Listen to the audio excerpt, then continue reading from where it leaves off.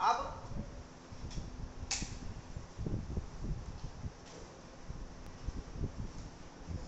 Chromosome, chromosome को क्या कहते हैं? गुणसूत्र कहते हैं। क्या क्या कहा जाता है? गुणसूत्र कहा जाता है। ये जो गुणसूत्र होते हैं, एक कायिक गुणसूत्र होते हैं, किसी कोशिका में कायिक गुणसूत्र होते हैं, और सेक्स यानी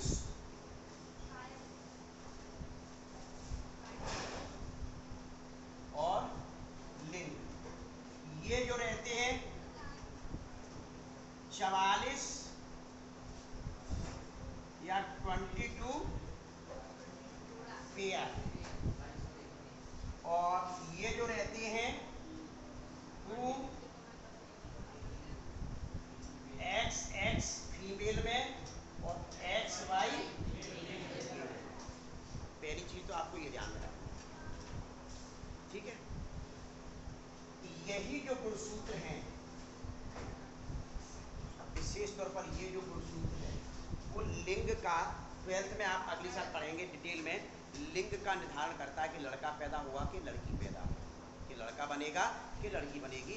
वो XY क्रोमोसोम यानी एक्स क्रोमोसोम, वाई क्रोमोसोम होता है जो मुख्य रूप से, क्योंकि एक्स क्रोमोसोम तो फीमेल में दोनों सेम है, एक्स क्रोमोसोम मेल में एक एक्स है एक वाई है, यानी नर निर्धारित करता है कि लड़का पैदा होगा कि लड़की पैदा होगी, नर के द्वारा मुख्य रूप से निर्धारित होता है। पहली बात तो ये, नर में यानी दो प्रकार के, यहाँ तो होगा 100% सेम होगा, 100% सेम, यहाँ 50% एक्स क्रोमोसोम वाला और 50% स्पर्म होंगे, ठीक है?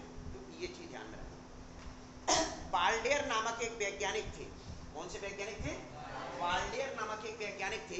वाल्डेयर नामक वैज्ञानिक थे, कोशिका के केंद्रक में, कोशिका के केंद्रक में धागे जैसी संरचनाएं देखी थी, धागे जैसी संरचनाएं देखी थी, जो विभाजन के दौरान संगठित होकर, विभाजन के दौरान संगठित होकर किसी कोशिका में एक निश्चित संख्या का निर्धारण करती हैं।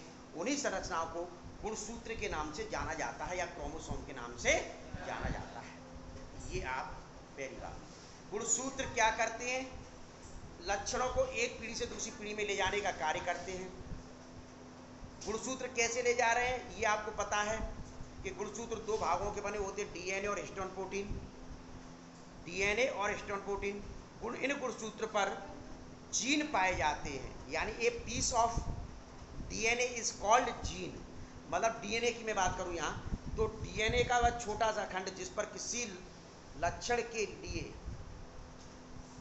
अमीनो एसिड्स के कोड पाए जाते हैं, उसको मुख्य रूप से क्या कह देते हैं? जीन कहते हैं। क्या?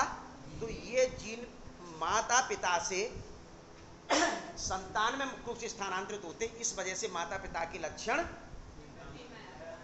अगली संतान में मुख्य रूप से पहुंचते हैं। ये चीज आपको पहले तो ध्यान रखना है। इसमें मुख्य रूप से जो आपको पढ़ना है, तो संरचना देखनी है।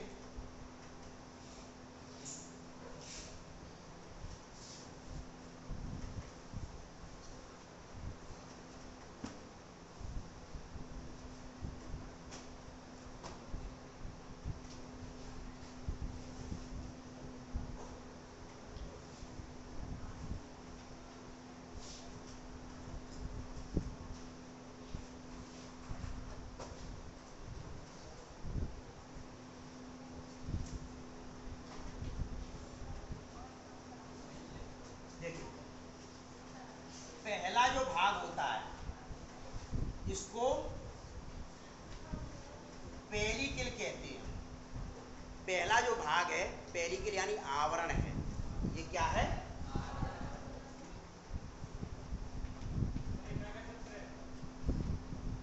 बेटा काय का सूत्र है?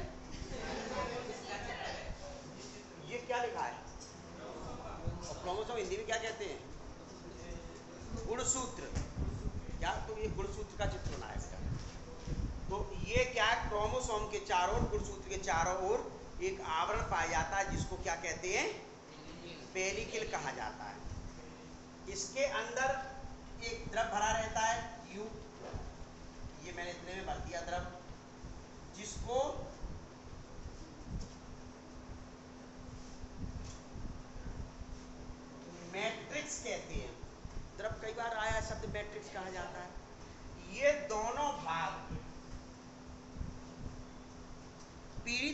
लक्षणों में ले जाने में कोई हेल्प नहीं करते हैं। ये दोनों भाग आनुवांशिकता के रूप में कार्य नहीं करते, अर्थात पीढ़ी दर पीढ़ी लक्षणों को ले जाने का कार्य नहीं करते। ये तो सिर्फ एक आवरण है। क्या? ये तो सिर्फ एक आवरण है। इसके अंदर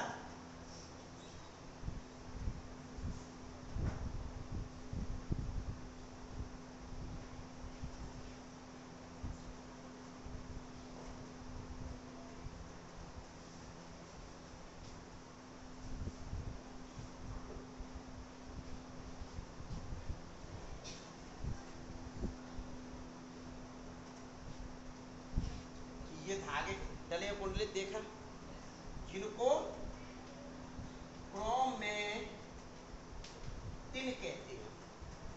अब ये तो क्लियर हो चुका, यानी क्रोमैटिन कहा है, क्रोमैटिन नहीं, सॉरी क्रोमैटिड, क्रोमैटिन तो धागा होता है, क्या क्रोमैटिड कहते हैं। ये अपन गुणसूत्र की संरचना बता रहे हैं, ना कि क्रोमैटिन।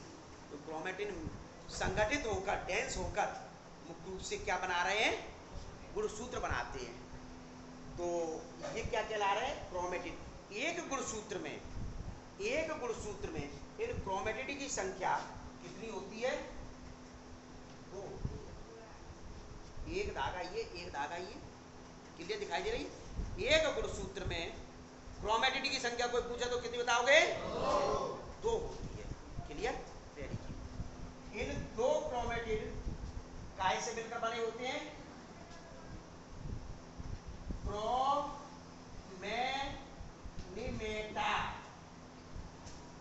काय से मिलकर बने होते हैं? क्रोमोनिमेटा से मिलकर बने होते हैं। क्रोमोनिमेटा से मिलकर बने होते हैं।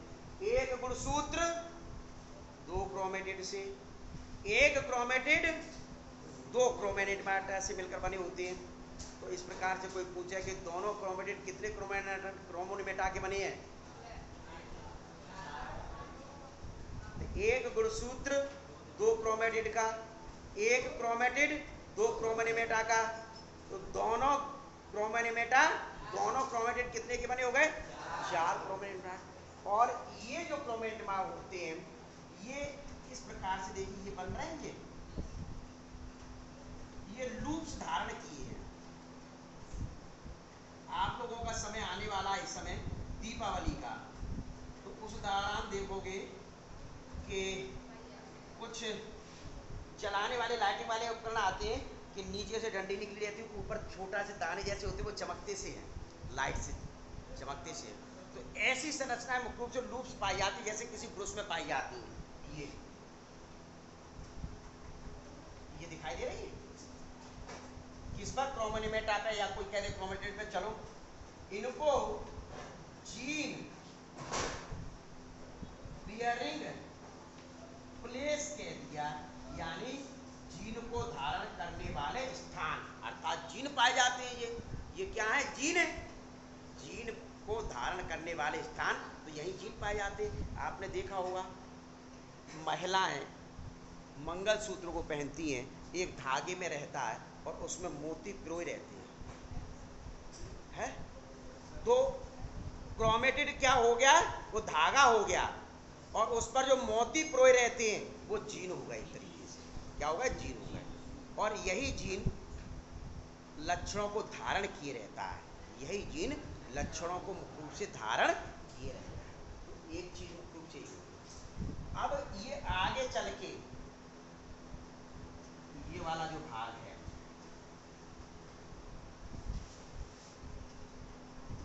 दूसरा भाग कौन सा मैंने पढ़ा दिया? क्रोमैटिड।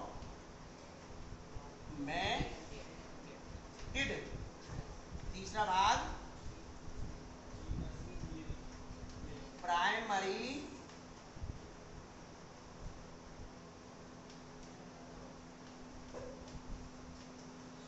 कॉन्स्ट्रिक्शन। लिख लो, प्राथमिक संकीर्णन। प्राथमिक संकीर्णन कहा जाता है, लिख लीजिए, प्राथमिक संकीर्णन। कॉन्स्ट्रिक्शन और संकीर्णन का मतलब आप यदि जानते हैं तो संकीर्णन से समझिए किसी चीज का सिकुड़ना या दब जाना। ये पहली गिर जा रही है, तो एक स्थान पर आप देख रहे हैं कि अंदर धस गई है, धसी है,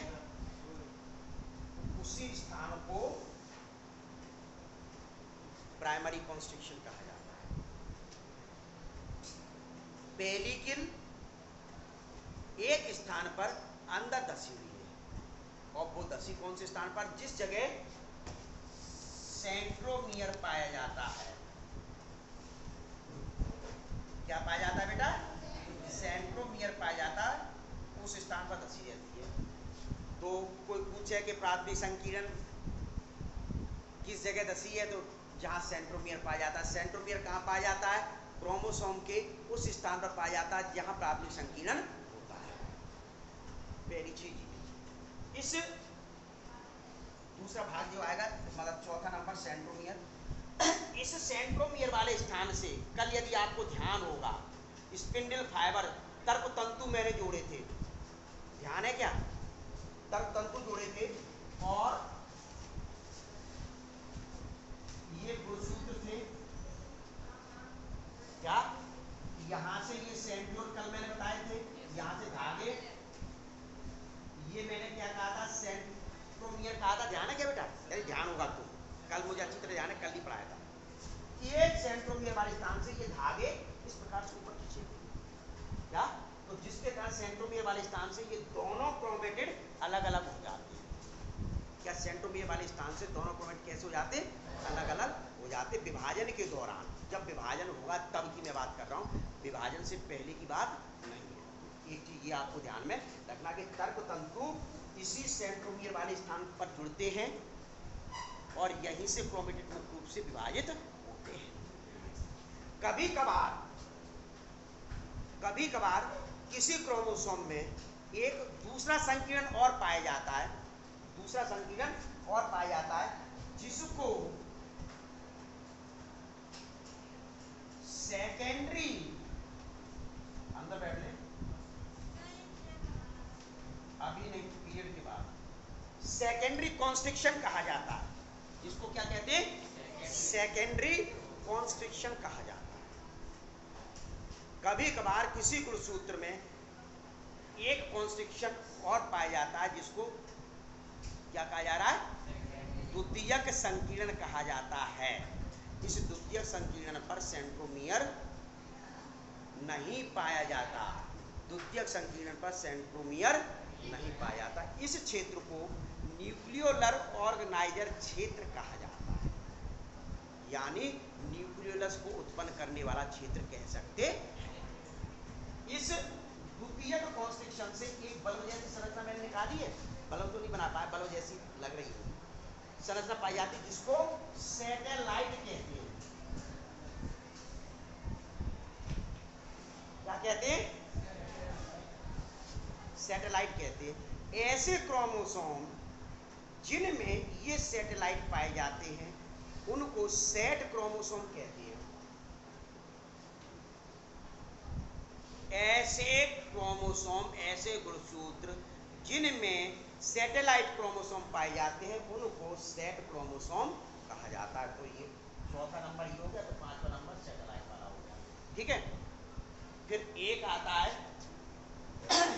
छठवां नंबर के गुणसूत्र के किसी सिरे पर एक संरचना पाई जाती है, जिसको टीलोमियर कहते हैं। किसी इस एंड पर मुख्य रूप से एक संरचना पाई जाती है, जिसको क्या कहा जाता है? टीलोमियर कहा जाता है, जो ध्रुवण को रोकने का मुख्य रूप से कार्य। इतना आपको कहाँ पढ़ना है? गुणसूत्र पढ़ना है। ठीक है, तो ये गुणसूत्र की संरचना है, महत्वपूर्ण इस वजह से कह सकते हैं, आपके सिलेबस में नहीं है, लेकिन बिना सिलेबस के कई बार मुख्य रूप से 11th लेवल पर ये पूछी गई है। इस वजह से मुझे कराना आवश्यक था, क्योंकि आपके सिलेबस में तो नहीं है कहीं, मतलब गुणसूत्र का चित्र बना है, तो जब चित्र बना है तो निश्चित तौर पर कभी पूछ सकती है, क्या कभी पूछा जा सकता है। एक चीज तो ये। अब गुणसूत्र के प्रकार आते हैं सेंट्रोमियर के आधार पर। सेंट्रोमियर कौन सी संरचना है? बोलो। सेंट्रोमियर इस गुणसूत्र में कहीं दिखाई दे रहा है आपको? इस गुणसूत्र में सेंट्रोमियर कौन कौन बताएगा? 1 2 3, 3 स्टूडेंट को दिखाई दे रहा है सेंट्रोमियर। क्या पढ़ाई कर रहे थे? कितनी अच्छी पढ़ाई हो रही है आप लोगों को, इतने धीरे धीरे तसल्ली से पढ़ा रहा हूं, लेकिन हाथ एक ही खड़ा हुआ, 2 खड़े हुए हैं। और जो खड़े करना ही जाते न्यो खड़े करो ना भाई। नेता खड़े करवाते कि नहीं, वोट दोगे मुझे कि नहीं? दूंगा। बेटा मैं वोट नहीं मांग रहा हूं, मैं तुमसे ये मांग रहा हूं कि कितना समझ में आया। आप वो भी नहीं बोलना चाह रहे हो। हाँ बोल, आप तेरे से कह रहा हूँ, पीछे देख रहा है, बोल। हाँ कहाँ है जी? कितना इंटेलिजेंट है, देखो तालियां बजा दो। इंटेलिजेंस कि ये मैं पूछ रहा हूँ कि गुणसूत्र में कहाँ है, वो कह रहा है सर ये। मैं कह रहा हूँ इस संरचना में सेंट्रोमियर कहाँ है? अबे ये प्राथमिक संकीर्ण जो है ये सेंट्रोमियर, इसके आधार पर गुणसूत्र जिसमें ये सेंट्रोमियर नहीं पाए जाते तो एसेंट्रिक सेंट्रोमियर नहीं पाए जाते, सेंट्रोमियर की संख्या के आधार पर गुणसूत्रीय प्रकार, जिसमें नहीं पाए जाते एसेंट्रिक। क्या ये मतलब अनुपस्थित सेंट्रोमियर। दूसरा यही एसेंट्रिक को दूसरे रूप में भी बताया गया, वो बाद में बात है। मोनोसेंट्रिक एक सेंट्रोमियर, ऐसा कुछ नहीं होता, सेंट्रोमियर निश्चित पाया जाता है। मोनोसेंट्रिक यानी एक सेंट्रोमियर, डाइसेंट्रिक यानी दो सेंट्रोमियर, और पॉलीसेंट्रिक यानी दो से अधिक जब किसी गुणसूत्र में सेंट्रोमियर पाए जाते हैं तो उसको पॉली। मोनोसेंट्रिक, डाइसेंट्रिक और poly. Mono, di, poly. Mono मतलब डाई मतलब पॉली मतलब दो से अधिक, एक प्रकार ये। फिर लेकिन इन सेंट्रोमियर के गुणसूत्र में स्थिति के आधार पर प्रकार बताए गए हैं। किसके आधार पर? गुणसूत्र में किस प्लेस पर ये सेंट्रोमियर स्थित होते हैं उस आधार पर प्रकार बताए गए हैं। तो देख लीजिए बेटा,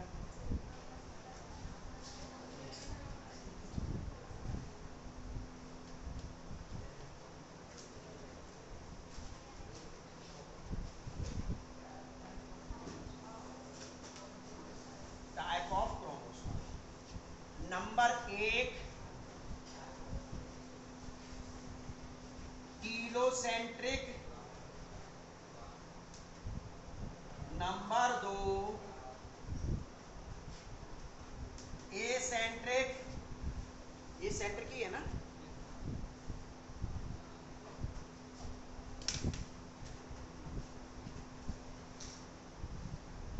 नहीं, एसेंट्रिक। एक्ट्रोसेंट्रिक, एक्ट्रो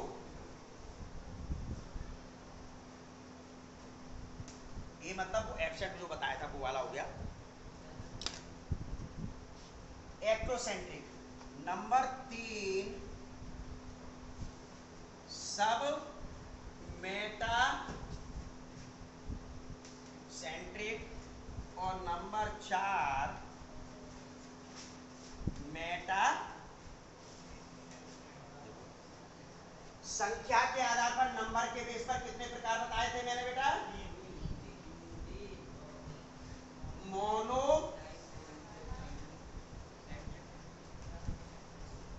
ठीक है, डाई और पॉली। कभी कभार कोई एसेंट्रिक भी कह दे तो मान लेना, ठीक है। मोनो मतलब एक, डाई मतलब दो, पॉली मतलब, और ए मतलब एन पर। यहाँ टीलोसेंट्रिक, एक्टोसेंट्रिक, सब मेटासेंट्रिक और मेटासेंट्रिक, देखिए डायग्राम के माध्यम से देखेंगे इनको आपको। तो पहले टीलोसेंट्रिक, एक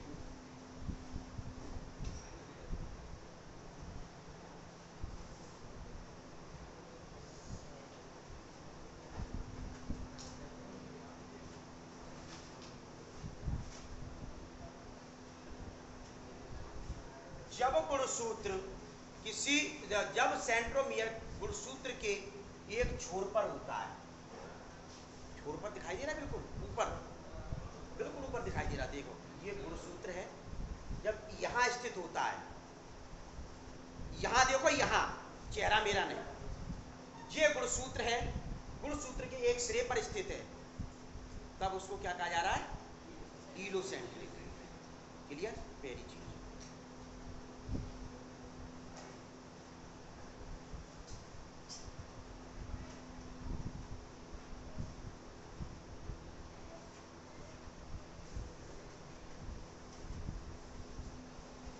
देखिए, जब गुणसूत्र के सिरे से थोड़ा नीचे है, जब सेंट्रोमियर गुणसूत्र के सिरे से थोड़ा नीचे स्थित होता है। क्या? थोड़ा नीचे स्थित होता है, तो उस स्थिति को क्या कहते हैं? एक्टोसेंट्रिक। क्या कहते हैं? जिसमें एक भुजा तो बहुत छोटी होती है और दूसरी भुजा बहुत बड़ी होती है। इसको क्या कह दिया? एक्टोसेंट्रिक। फिर सब मेटासेंट्रिक।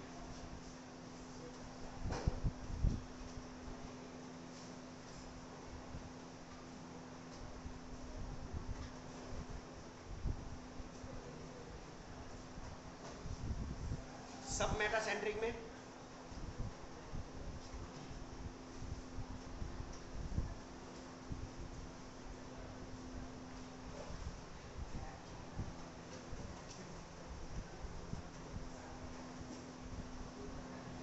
अब थोड़ा सा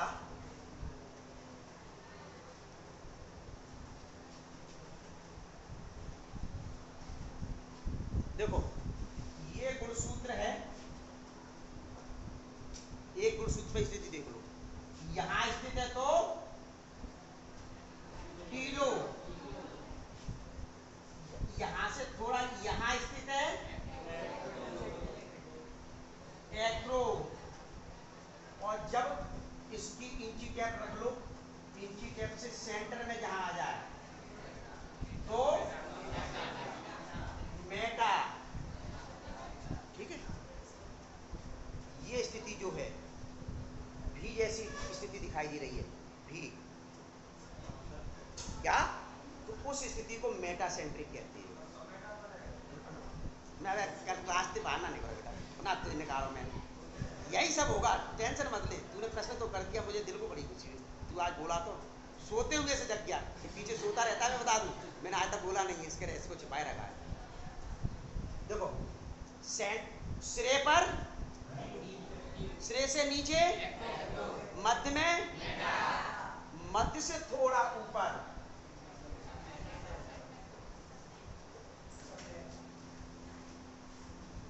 अब निकल जाऊं मैं? हो गया? ये सब मेटा, ये बेटा सब मेटा, ये टीलो, ये एक्रो, और ये मेटासेंट्रिक। इसमें देखोगे एक ही भुजा दिखाई दे रही, दूसरी भुजा है ही नहीं है। इसमें एक छोटी भुजा बहुत है, एक बहुत बड़ी। इसमें एक छोटी भुजा, दूसरी बड़ी, सब मेटासेंट्रिक। लेकिन इसकी आकृति जे या एल जैसी दिखाई देती है, जे या एल जैसी दिखाई। मेटासेंट्रिक यानी कि सेंटर में जब सेंट्रोमियर स्थित होता है, जिसके कारण इसकी आकृति भी जैसी दिखाई देती है, उसको मेटासेंट्रिक कहा जाता है। ये आपका चैप्टर, किसी को कोई